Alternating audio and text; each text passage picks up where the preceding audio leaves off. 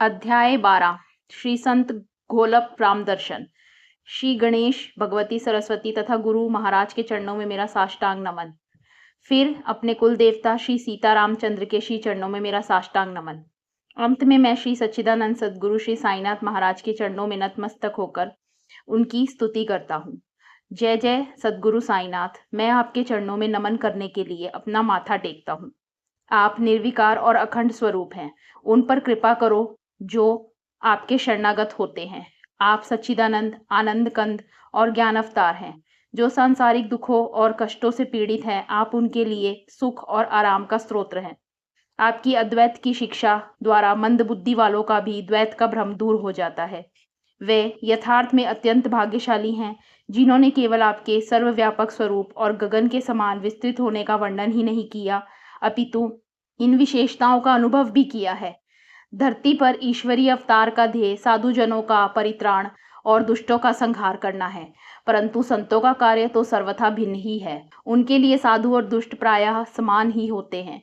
उनका हृदय एक को उच्च और दूसरे को तुच्छ जानकर भेद नहीं करता। उनके लिए दोनों एक समान होते हैं। यथार्थ में इस तर्क के अनुसार संत स्वयं ईश्वर से भी महान होते हैं। वास्तव में अपनी दया और क्षमा के कारण उन्हें दुष्कर्म करने वाले दीनों की प्रथम चिंता होती है और उनको वे उचित पथ पर लगा देते हैं। भवसागर के कष्टों के लिए वे महर्षि अगस्त्य और अज्ञान अंधकार का नाश करने के लिए सूर्य के समान हैं। वास्तव में ईश्वर संतों के हृदय में निवास करते हैं, इसलिए संत उनसे पृथक नहीं है। मेरे साईं भी उनमें से एक हैं, जो भक्तों के कल्याण के निमित्त ही अवतीर्ण हुए हैं। वे ज्ञान मूर्ति हैं, जो कैवल्य, ईश्वर के साथ एक रूपता के तेज और दिव्य प्रभा के साथ सुसज्जित है।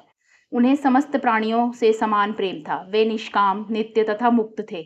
हालांकि ऐसा प्रतीत होता था कि एक के प्रति उनका प्रेम है और दूसरे से उनका मोह नहीं है, लेकिन फिर भी वे किसी में भेदभाव किए बिना सबको समान दृष्टि से देखते थे।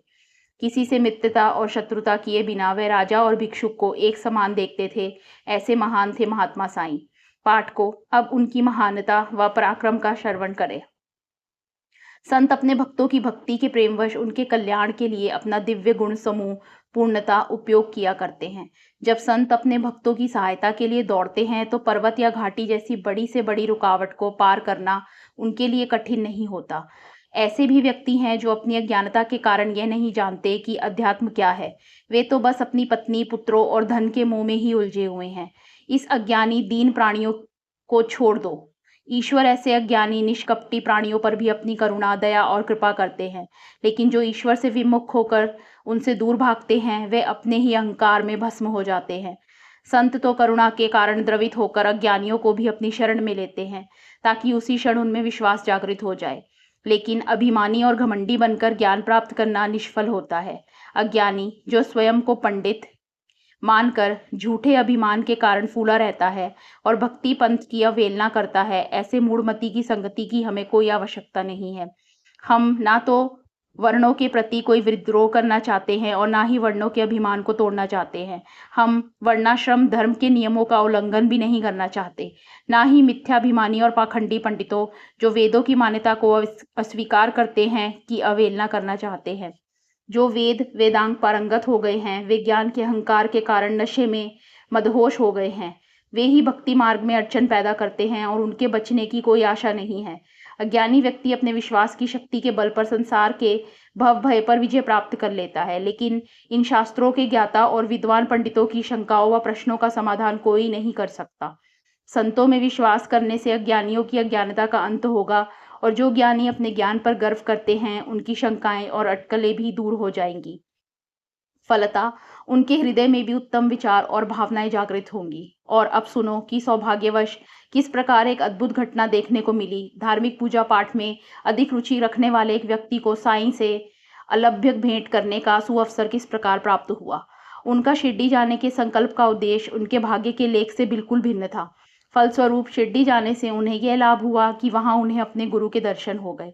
हे श्रोताओं, आओ अब सबसे रोचक कथा का श्रवण करें, जो गुरु की महानता का वर्णन करती है और वे अपने गुरु भक्तों को अपने प्रेम का प्रत्यक्ष अनुभव देते हैं। एक बार नासिक तीर्थ स्थान के रहने वाले एक कर्मकांडी अग्निहोत्री ब्राह्मण, जिनका नाम मूले था, अपने पुण्य कर्मों के संचय के कारण बाबा के दर्शनार्थ शिरडी आए। ऐसे पुण्य कर्मों के संचय के अभाव में कोई एक क्षण भी शिरडी में नहीं रह सकता। चाहे किसी का रहने का कितना भी प्रबल निश्चय क्यों ना हो, बाबा की इच्छा के सामने सभी षड्यंत्र विफल हो जाते हैं। कोई ऐसा कह सकता है कि मैं वहां जाकर तब तक रहूंगा जब तक मेरी इच्छा होगी, लेकिन वैसा कर पाना उसके हाथ में नहीं होता, क्योंकि वह तो किसी दूसरे की शक्ति के पराधीन होता है।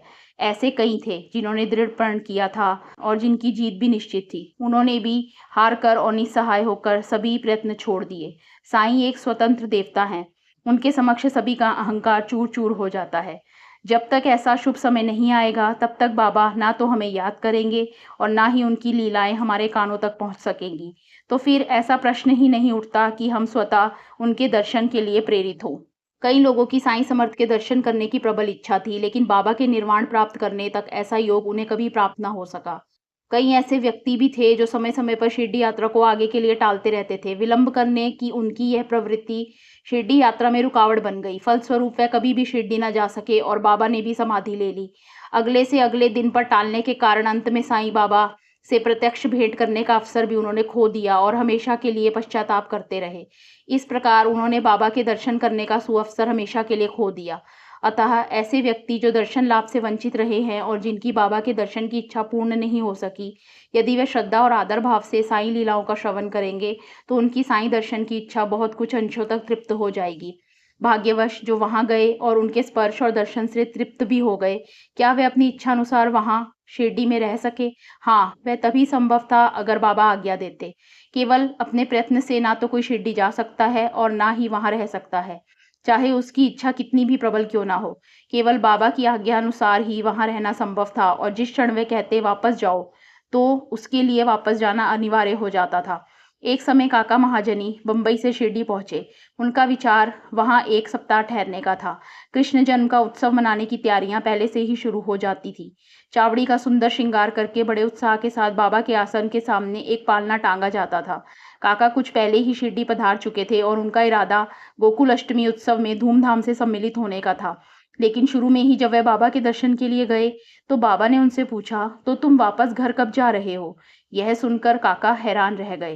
काका विस्मित होकर सोचने लगे, मिलते ही ऐसा प्रश्न क्यों? वास्तव में उनकी इच्छा तो शिरडी में 8 दिनों तक रुकने की थी। लेकिन जैसे ही बाबा ने प्रश्न पूछा, उन्होंने स्वयं ही उसका उत्तर काका को सुझा दिया, जिसकी वे आशा कर रहे थे। इसलिए जो उत्तर काका ने दिया, वह उपयुक्त था। काका बोले, जब भी बाबा मुझे आज्ञा देंगे, मैं वापस घर चला जाऊंगा। काका के ऐसे शब्द कहने के बावजूद बाबा बोले, कल ही वापस चले जाओ। बाबा की आज्ञा मानकर आदर पूर्वक उन्होंने बाबा को प्रणाम किया और उसी दिन प्रस्थान किया। हालांकि वह गोकुल अष्टमी के उत्सव का पावन अवसर था, लेकिन बाद में घर पहुंचने पर जब वे अपने ऑफिस गए, तो उन्होंने देखा कि उनके मालिक उत्सुकता पूर्वक उनकी प्रतीक्षा कर रहे थे। मुनीम के अचानक बीमार हो जाने के कारण उनके मालिक को उनकी सहायता की शीघ्र आवश्यकता थी। उन्होंने तो काका को तुरंत वापस बुलाने के लिए एक पत्र भी शिरडी भेज दिया था, और जब डाकिया पत्र लेकर काका के बारे में पूछताछ कर रहा था, तब काका तो पहले ही शिरडी से प्रस्थान कर चुके थे। तब पत्र को वापस भिजवा दिया गया, जो घर पहुंचने पर काका को मिल गया। इस कथा के विपरीत एक अन्य लघु कथा है, जिससे पता चलता है कि किस प्रकार भक्त को अपने ही कल्याण के विषय में ज्ञान नहीं होता, जबकि साईं को उसका स्पष्ट ज्ञान होता है। ध्यान से इसका श्रवण करो। एक बार नासिक के प्रख्यात वकील और बाबा के परम भक्त भाऊ साहब धुमाल बाबा के दर्शनार्थ शिरडी आए। उनकी इच्छा बाबा के दर्शन कर, उनके चरणों में प्रणाम कर, आशीर्वाद और उदी लेकर तुरंत वापस लौटने की थी। वापस जाते समय धुमाल को निफाड़ में एक मुकदमे के सिलसिले में रुकना पड़ा था। हालांकि उनका ऐसा विचार था, लेकिन बाबा जानते थे कि उनके लिए क्या उचित था और क्या अनुचित। इसलिए जब वह वापस जाने के लिए आज्ञा मांगने गए, तो बाबा ने इनकार कर दिया।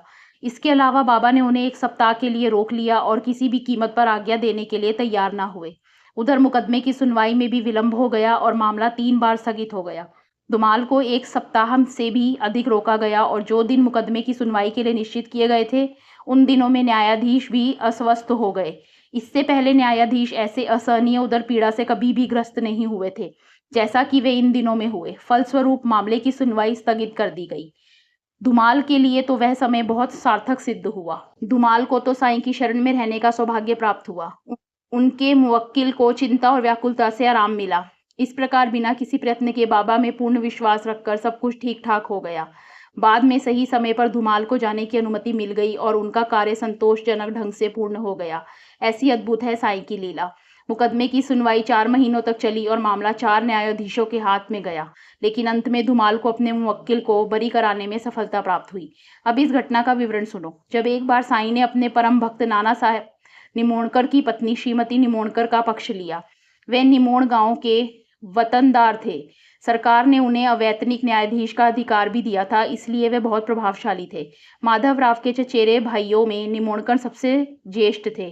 वयोवृद्ध होने के कारण वे पूज्य और श्रेष्ठ थे। उनकी पत्नी एक धार्मिक व निष्ठावान महिला थी। साईं उन दोनों के इष्ट देव थे। अपना वतनी गांव छोड़कर वे साईं चरणों में विश्वास दृढ़ कर शिरडी में आकर रह रहे थे और सुखपूर्वक दिन गुजार रहे थे। वह ब्रह्म मुहूर्त में उठकर प्रातः स्नान व पूजन आदि से निवृत्त हो जाया करते थे। फिर वे नियमित रूप से सूर्योदय के समय चावड़ी में प्रतिदिन काकड़ आरती किया करते थे। उसके बाद सूर्यास्त तक नाना मन ही मन में स्तोत्रों का उच्चारण करते हुए बाबा की सेवा में व्यस्त रहते थे। वे प्रतिदिन बाबा के साथ लेंडी जाते और अंत में उन्हें वापस मस्जिद में लाते थे। वे हर प्रकार से बड़े प्रेम भाव से बाबा की सेवा किया करते थे। बाई, नाना की पत्नी, भी दिन के समय अपनी शक्ति अनुसार बहुत प्रेम भाव से बाबा की सेवा किया करती थी। वह केवल स्नान, भोजन पकाने या रात को शयन के समय ही अपने निवास स्थान को जाया करती थी।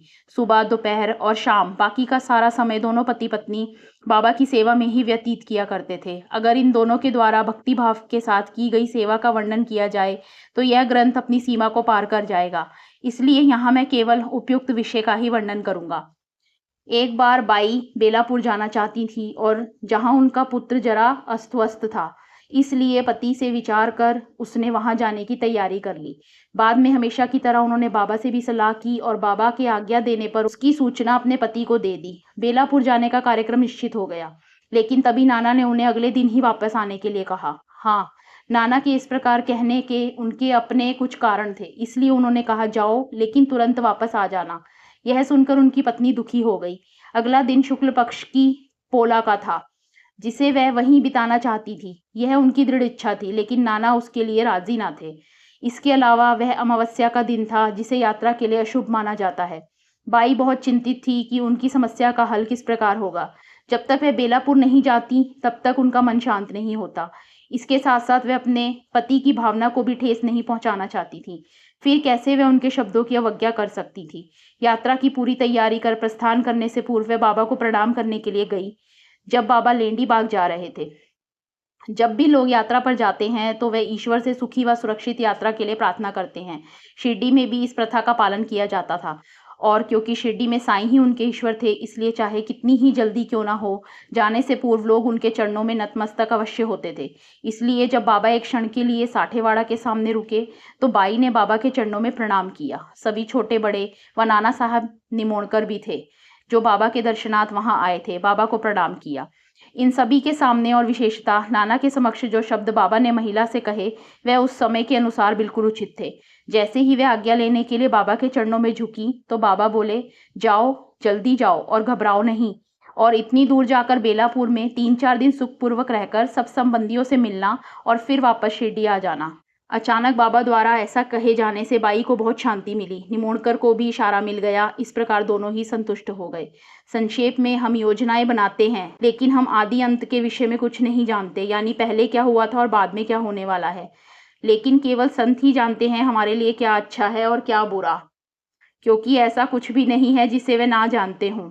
उन्हें भूत, भविष्य और वर्तमान का स्पष्ट ज्ञान होता है, मानो वह उनके हाथ के तले में रखे कमल के समान हो।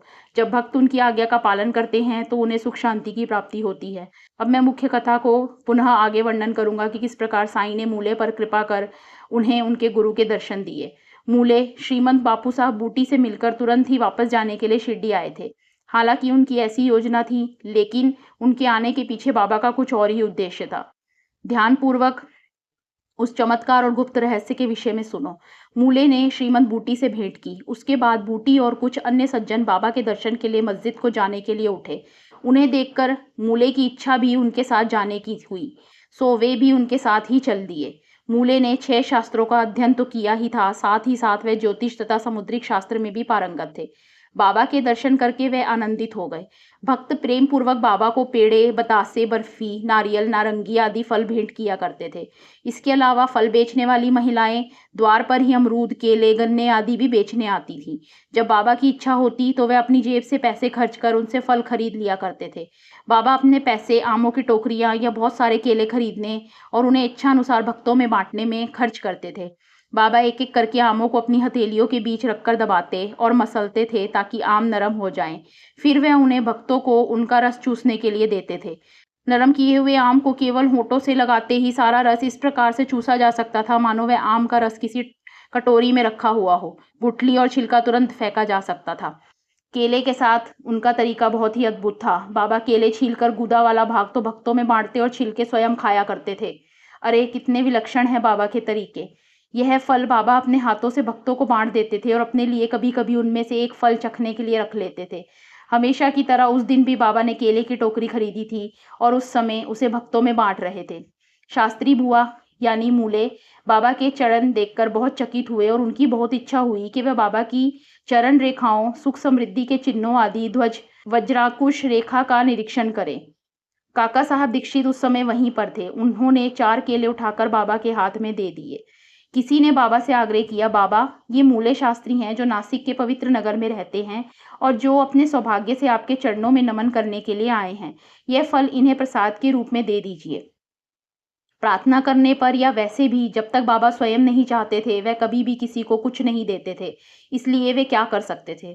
इसके अलावा मूले भी केले नहीं चाहते थे। वह बाबा के हाथ की रेखाओं को पढ़ने के लिए उनका हाथ चाहते थे और इसके लिए उन्होंने अपना हाथ आगे बढ़ा दिया, परंतु बाबा ने कोई ध्यान नहीं दिया और सभी को प्रसाद बांटते रहे। मूले ने बाबा से प्रार्थना की, फल नहीं, मुझे अपना हाथ दीजिए। मैं आपकी हस्तरेखाओं व अन्य चिन्हों को देखना चाहता हूँ।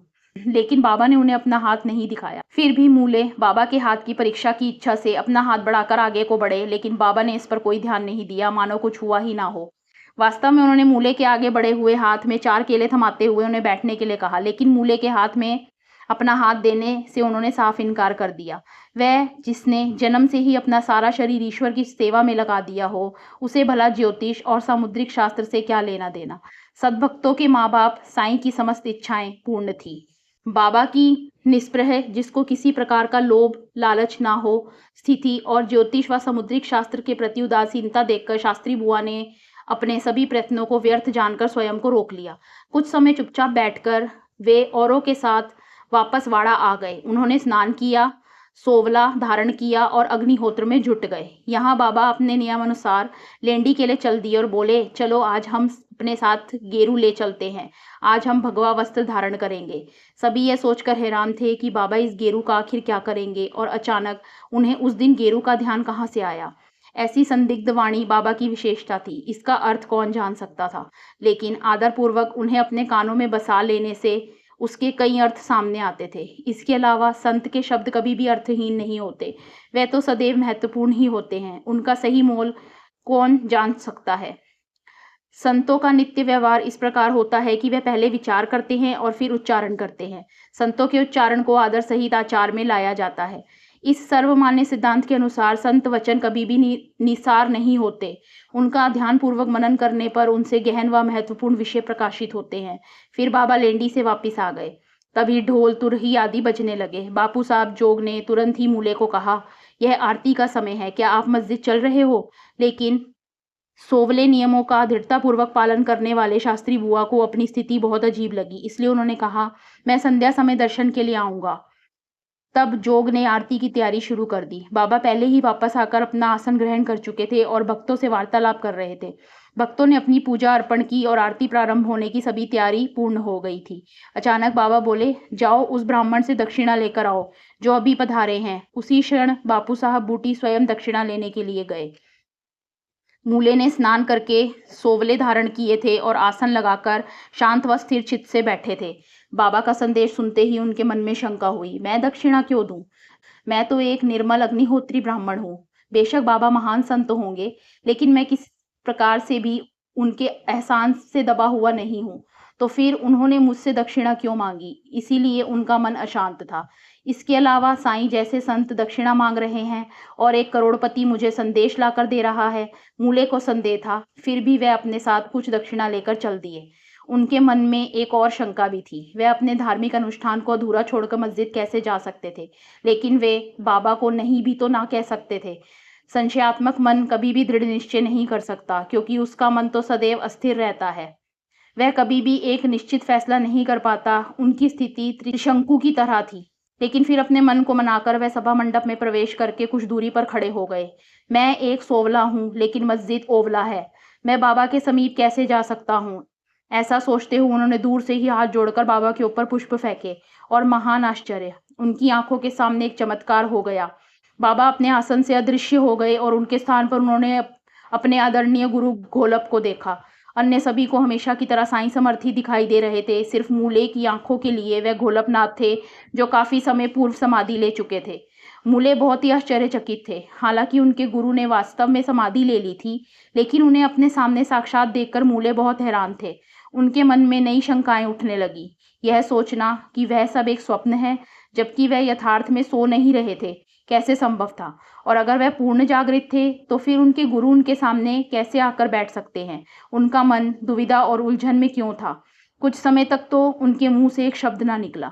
निश्चित करने के लिए उन्होंने अपने को चिकोटी काटी और कहा कि यह सब झूठ नहीं हो सकता। मुझे व्यर्थ में संदेह और संशय करने की भला क्या जरूरत? मैं यहाँ अकेला तो नहीं हूँ, और सभी भी तो यहाँ उपस्थित हैं। मूले वास्तव में घोलप भक्त थे। हालांकि शुरू में उन्हें बाबा के प्रति कुछ संदेह था, लेकिन बाद में वे बाबा के भी परम भक्त बन गए। स्वयं उच्च जाति के ब्राह्मण होते हुए और वेद वेदांग शास्त्र में पारंगत होते हुए मस्जिद में अपने गुरु घोलप के दर्शन करके वे आश्चर्यचकित हो गए। फिर वह सीढ़ियां चढ़कर आगे बढ़े, अपने गुरु के चरणों में नतमस्तक हुए और हाथ जोड़कर बिना कुछ कहे वहां खड़े हो गए। जैसे ही उन्होंने अपने घोलप स्वामी को गेरुए वस्त्र और सन्यासी की तरह भगोया छवि में देखा, वे तुरंत आगे बढ़े और उनके चरणों से लिपट गए। उसी क्षण उनके उच्च वर्ण का अभिमान चूर चूर हो गया। गुरु निरंजन से भेंट होते ही आंखें ज्ञान के अंजन से पवित्र हो गई और आत्मा ज्ञान के भंडार से संपन्न हो गई। हर पल की शंकालु वृत्ति का अंत हो गया। बाबा के प्रति प्रेम की लहर उमड़ पड़ी और नेत्रों को आधा बंद कर वह साईं के चरणों को एकटक निहारने लगे। वह अनंत जन्मों के पुण्य कर्मों के संचय का ही फल था, जो उन्हें साईं दर्शन का लाभ हुआ था। और जब उन्होंने साईं चरण रूपी पावन जल में स्नान किया, तब उन्हें एहसास हुआ मानो उनका सौभाग्य उन पर मुस्कुरा रहा हो। सभी आश्चर्यचकित थे कि अचानक ऐसा क्या हुआ कि दूर से बाबा पर फूल फेंकने के बाद अब वे वास्तव में किस प्रकार अपना सिर बाबा के चरणों में झुका रहे थे। इधर सभी भक्त बाबा की आरती गा रहे थे, लेकिन मूले उच्च स्वर में अपने गुरु के नाम की ही गर्जना कर रहे थे और उनके प्रेम में लीन होकर अपने गुरु की ही आरती गा रहे थे। उनके सोवले की पवित्रता का अहंकार वाष्प बनकर उड़ चुका था। स्पर्शता और अस्पर्शता की कठोरता नरम पड़ गई थी। फलस्वरूप उन्होंने आंखें बंद कर आनंदित होते हुए बाबा के चरणों में साष्टांग प्रणाम किया। जैसे ही खड़े होकर उन्होंने अपने नेत्र खोले, तो घोलप स्वामी को अदृश्य पाया और उनके स्थान पर साईं समर्थ को दक्षिणा मांगते हुए देखा। उन्होंने बाबा का आनंद स्वरूप और उनकी अनिर्वचनीय शक्ति को देखा। मूले आत्मविस्मृत हो गए। वह बाबा के प्रति अपना पहला मत भूल गए। बाबा की अद्भुत लीला देखकर वह भूख प्यास और सब कुछ भूल गए। अपने गुरु के दर्शन कर मूले भाव विभोर हो गए थे। उनका चित्त संतुष्ट हो गया था। वे जैसे ही बाबा के चरणों में प्रणाम करने के लिए झुके, उनकी आंखों से प्रेम के आंसू बहने लगे। जो भी दक्षिणा वे लाए थे, उन्होंने वे अर्पित कर दी। उन्होंने पुनः बाबा के चरणों में अपना मस्तक झुकाया। उनके नयन प्रेमाश्रु से भरे हुए थे और प्रसन्नता के कारण वे रोमांचित हो रहे थे। भावावेश के कारण उनका गला रूंध गया था और हृदय अष्टभाव के कारण भर आया था। तब उन्होंने कहा, मेरे सभी संशय तो दूर हो ही गए हैं, साथ साथ मेरी अपने गुरु से भी भेंट हो गई है। बाबा की ये अद्भुत लीला देखकर वहां उपस्थित सभी भक्त और मूले स्वयं भी द्रवित हो गए। गेरू लाओ, आज हम भगवा वस्त्र धारण करेंगे। वास्तव में स्वयं अनुभव करने के बाद बाबा के इन शब्दों का अर्थ अब सबकी समझ में आ गया। वह वही साईं महाराज थे और मूले भी वही व्यक्ति थे। सभी हैरान थे कि उस खास समय में परिवर्तन कैसे हो गया, परंतु बाबा की अगाध लीला को कोई कैसे समझ सकता है। यथार्थ में उनकी लीला अद्भुत है। एक मामलतदार का अद्भुत अनुभव भी उतना ही रोचक है, जो साईं दर्शन के लिए उत्सुक थे और अपने एक डॉक्टर मित्र को साथ लेकर शिरडी पधारे थे। डॉक्टर ब्राह्मण थे और सदाचारी व्यक्ति होने के साथ साथ वे श्री राम के परम भक्त थे। वे शास्त्रों द्वारा बतलाए गए रीति रिवाजों, नियमों, स्नान, ध्यान आदि का दृढ़ता पूर्वक पालन किया करते थे। साईं बाबा मुसलमान थे और उनके इष्ट श्री राम थे, इसलिए उन्होंने पहले ही अपने मित्र को सावधान कर दिया था कि वह बाबा को मस्तक नहीं झुकाएंगे। मैं एक मुसलमान के चरणों में अपना मस्तक नहीं झुका सकता, इसलिए शुरू से ही मैं शिरडी जाने के लिए सहमत नहीं था। तुम्हें नमन करने को कोई बाध्य न करेगा और ना ही इस विषय में तुम्हें कोई ऐसा करने को कहेगा। ऐसे किसी विचार को अपने मन में ना रखो और जाने का इरादा पक्का कर लो। ना ही कभी बाबा कहेंगे कि मुझे प्रणाम करो। जब मामलतदार ने ऐसा दृढ़ विश्वास दिलाया, तब डॉक्टर की जाने की इच्छा जागृत हुई। अपने मित्र के शब्दों की आदर पूर्ति के लिए मन में सभी शंकाओं को दूर कर वह बाबा के दर्शन के लिए चल दिए।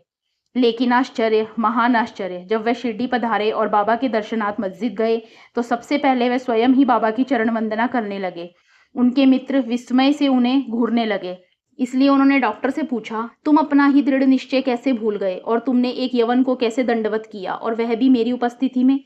तब डॉक्टर ने उन्हें अपने अद्भुत अनुभव का वर्णन किया। वह तो श्यामल रंग वाले श्री राम थे, जिनके निर्मल, सुंदर और कोमल रूप को देखकर तत्काल ही मैंने नमन किया। देखो, वह ही आसन पर विराजमान है, वह ही तो सभी से बात कर रहे हैं। लेकिन जब वे ऐसा कह रहे थे, तभी उन्हें श्री राम के स्थान पर साईं बाबा का रूप दिखाई देने लगा। अब डॉक्टर विस्मित हो गए। मैं इसे स्वप्न कैसे कह सकता हूँ? ये यवन कैसे हो सकते हैं? अरे नहीं, वास्तव में वे तो एक योगी हैं और ईश्वर का अवतार हैं। महान संत चोखा मेला जाति के महार थे। रविदास मोची थे। सज्जन एक कसाई थे, जो जीवन यापन के लिए पशुओं की हत्या करते थे। लेकिन इन संतों की जाति का विचार भला कभी कोई करता है? संत तो अपनी निर्गुण निराकार स्थिति को त्याग कर केवल भक्तों के उपकार के लिए, उन्हें जन्म मरण के चक्र से मुक्ति दिलाने के लिए ही अवतार लेते हैं। और ये साईं तो प्रत्यक्ष ही कल्पद्रुम, इच्छा पूर्ति करने वाले वृक्ष हैं। इस क्षण वह साईं हैं, अगले ही क्षण वह राम बन जाते हैं। वास्तव में मेरे सिर को झुकवा कर, प्रणाम करवा कर इन्होंने मेरा अहम भ्रम नष्ट कर दिया है। अगले ही दिन उन्होंने शिरडी में ही उपवास करना प्रारंभ कर दिया और प्रतिज्ञा की कि जब तक बाबा स्वयं बुलाकर आशीर्वाद नहीं देंगे, तब तक वे मस्जिद में पांव भी नहीं रखेंगे। इस प्रकार 3 दिन व्यतीत हो गए। ध्यान से सुनो कि चौथे दिन क्या हुआ। उनका एक इष्ट मित्र खानदेश से साईं दर्शनार्थ शिरडी आया। 9 वर्षों के बाद उनसे मिलने पर वे अति प्रसन्न हुए। उसी क्षण डॉक्टर भी अपने मित्र के साथ मस्जिद को चल दिए। नमस्कार होने के बाद बाबा ने डॉक्टर से पूछा, आपको बुलाने का कष्ट किसने किया? आप यहाँ कैसे पधारे? जरा पहले मुझे इसका उत्तर दो। यह जटिल और संकेत सूचक प्रश्न सुनकर डॉक्टर द्रवित हो गए। उन्हें अपने ही किए हुए निश्चय का स्मरण हो आया और वे मन ही मन दुखी होकर पछताने लगे। लेकिन उसी दिन मध्य रात्रि के समय बाबा ने उन पर कृपा की। डॉक्टर को निद्रा में ही परमानंद की मधुर स्थिति का अनुभव हुआ। बाद में डॉक्टर अपने गांव लौट आए, लेकिन फिर भी उन्हें 15 दिनों तक वैसे ही परमानंद का अनुभव होता रहा। इस प्रकार साईं के प्रति उनका प्रेम और उनकी भक्ति कई गुना बढ़ गई। साईं महिमा के अनेक अद्भुत अनुभव हैं जो इस ग्रंथ के गौरव को बढ़ाएंगे, लेकिन ग्रंथ के विस्तृत होने के भय से मैं उन सब का वर्णन करने में असमर्थ हूँ। श्रोतागण शुरू में बताई गई मूले की मुख्य कथा को सुनकर विस्मित हो गए होंगे, लेकिन उन्हें उस कथा के सार और उससे मिलने वाली शिक्षा का भी ज्ञान होना चाहिए। चाहे किसी का कोई भी गुरु हो, व्यक्ति को अपने गुरु में दृढ़ विश्वास होना चाहिए। उसे किसी दूसरे में ऐसा विश्वास नहीं रखना चाहिए। वास्तव में इस कथा की यह महत्ता और शिक्षा है कि जिसे हम अपने हृदय में दृढ़ता से बसा लेनी चाहिए। इस अद्भुत लीला के पीछे और कोई उद्देश्य छिपा नहीं हो सकता। दूसरे चाहे इससे कैसा भी अर्थ निकालें, वास्तव में यही इसका सही अर्थ है। दूसरे गुरुओं की चाहे कितनी भी कीर्ति क्यों ना हो और हमारे गुरु की चाहे जरा भी कीर्ति ना हो, फिर भी हमें अपने गुरु में ही दृढ़ विश्वास रखना चाहिए। इस कथा की मूलतः यही शिक्षा है। चाहे तुम कितने ही पोथी पुराण पढ़ लो, वह सभी इसी उपदेश के तत्व से परिपूर्ण है। लेकिन विश्वास इतनी आसानी से दृढ़ नहीं होता जब तक कि व्यक्ति को उसका प्रमाण न मिले, जैसा कि अनुभव में मिलता है। दृढ़ आत्मनिश्चय के अभाव में जो प्रदर्शन करते हैं वे आत्मनिष्ठ हैं और उन्हें आत्मभूति हुई है। वे अपने जीवन में कष्ट पाते हैं, ऐसा हम समय समय पर स्पष्ट देखते हैं। वे यहाँ वहाँ सदा चिंता और फिक्र में ही डूबे रहते हैं। उन्हें क्षण भर के लिए भी शांति और आराम नहीं मिल पाता, फिर भी वे मुक्त होने की डींग मारते हैं। अगला अध्याय इस अध्याय से भी अधिक रुचिकर होगा। बार बार साईं दर्शन करने से असीमित सुख की अनुभूति होती है। अब मैं वर्णन करूंगा कि किस प्रकार बाबा ने अपने भक्त भीमाजी पाटिल के क्षय रोग को दूर किया और किस प्रकार चांदोरकर को दृष्टांत देकर उनका विश्वास दृढ़ किया। साईं के दर्शन मात्र का ऐसा प्रताप है कि वे हमारे पापों से मुक्त कर देते हैं, जिससे हमें इस जीवन में और आगे इस संसार के उच्चतम सुखों की भरपूर मात्रा में प्राप्ति हो जाती है। महान योगियों के केवल दृष्टिपात से नास्तिक तक पाप मुक्त हो जाते हैं तो फिर आस्तिकों के क्या कहने। उनके पाप तो सहज ही नष्ट हो जाते हैं। जिसने अपनी बुद्धि ब्रह्म में स्थिर कर ली हो, उसे स्वतः ही साक्षात्कार का अनुभव हो जाता है। ऐसे महात्मा केवल अपनी दृष्टि की शक्ति से ही उन पापों पर विजय प्राप्त कर लेते हैं जिन्हें जीत पाना संभव होता है। ऐसी अकथनीय है बाबा की लीलाएं। बाबा का तुम्हारे प्रति प्रेम है, इसलिए आप सभी ज्ञानी और अज्ञानी निर्मल हृदय से उनकी कथाओं का श्रवण करो। जहाँ स्नेहपूर्ण प्रेम भक्ति होती है, जहाँ बाबा के साथ प्रेम पूर्ण लगाव होता है, यथार्थ में केवल वहीं प्रेम की तीव्र इच्छा प्रकट होती है। वास्तव में केवल वहीं उनकी कथाओं के श्रवण से प्राप्त होने वाले परमानंद को देखा जा सकता है। हेमाड साईं के चरणों में नतमस्तक होते हैं, जो वास्तव में ही सदाचारी और निष्ठावान भक्तों का सच्चा सहारा और आश्रय हैं। उनकी शक्ति की कोई सीमा नहीं है।